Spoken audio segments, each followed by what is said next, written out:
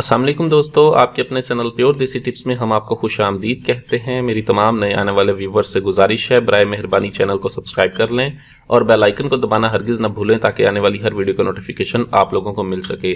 दोस्तों, आज आप लोगों की खिदमत में एक ऐसा ज़बरदस्त नुस्खा लेकर हाजिर हुआ हूँ जिसके इस्तेमाल से कमज़ोरी बा यानी कि मर्दाना ताकत जो है वो बहुत ज़्यादा ऊद कर आती है। ऐसे तमाम तर अफराद जिनको कमज़ोरी हो चुकी है, रॉड में सख्ती नहीं आती, अगर सख्ती आती है तो बर वक्त ज़रूरत ख़त्म हो जाती है, बिल्कुल ही कमज़ोर हो चुके हैं, एक मरतबा शिफ्ट लगाने के बाद दूसरी मरतबा लगाने की हिम्मत ही नहीं होती। ठीक है, अगर हिम्मत हो भी तो बहुत देर बाद यानी कि इंतशार आता है।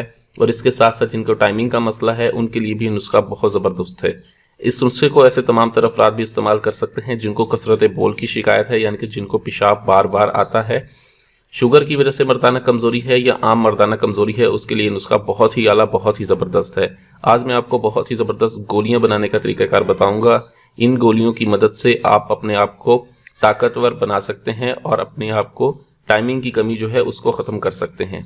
नुस्खा क्या है तो चलिए शुरू करते हैं। इसमें सबसे हमें पहले जो चीज़ चाहिए होगी वो है मसलगी रूमी। मसलगी रूमी का हमने इसमें इस्तेमाल करना है। उसके बाद हमारे पास अक्कड़ कड़ा है, अक्कड़ कड़ा का हम इसमें इस्तेमाल करेंगे। लौंग का हमने इसमें इस्तेमाल करना है। अजराकी मुतब्बर यानी कि कुचला मुदब्बर हमने लेना है। जायफल और जवतरी, ये तमाम चीज़ें हमने 6 की 6 बराबर वज़न में लेनी है और इनको खूब अच्छी तरह से बिल्कुल बारीक सफूफ बनाने के बाद हमने इसे कप्पड़ छान कर लेना है।